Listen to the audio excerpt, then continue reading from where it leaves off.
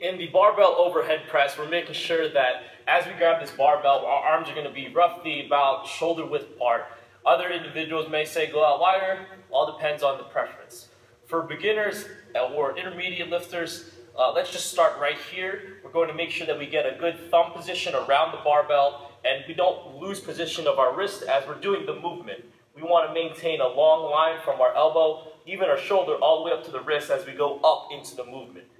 At the end of the day, we want to be able to hide our ears or our head with our arms. If I'm going up like this or out like this, I may be doing this incorrectly.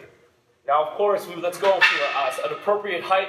An appropriate height to start is roughly around shoulder height, a shoulder flexion, about 90 degrees here. But in this case, it's a little higher. I'm just going to unwrap it.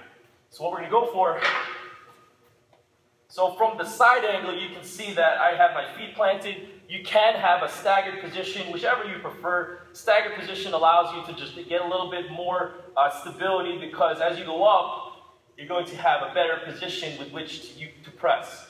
Versus if you're here, it's going to be just a little bit harder. So what we're going to go for, my hand's about shoulder width apart, slightly out a little bit, on the knurling, not off the smooth part. But I'm going to go ahead, my head's going to follow through, or actually go out of the way, excuse me, and then follow through. And with a bilateral or squared stance, I'm going to make sure that I actually spread the floor with my feet, and then I'm coming up. And then from a front view,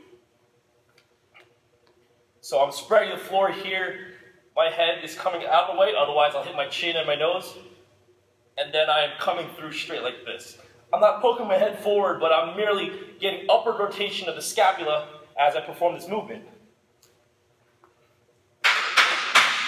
And the scapula will allow my body to come up and around my rib cage instead of just getting into extension like this. So I want to make sure I set my ribs as I do this as well, which will help me to press above my head.